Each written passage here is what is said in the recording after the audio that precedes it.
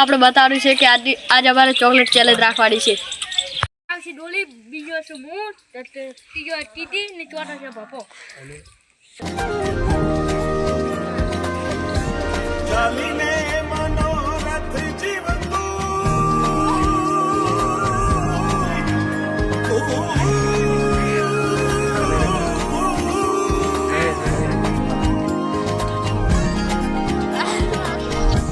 ચાલીને મનોરથ જીવતું માલીને માયાને જીવતું અધીરો ને વ્યાકુળ થઈને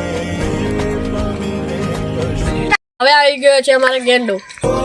અધીરો ને વ્યાકુળ થઈને પામે કશું નહીં જીવતું.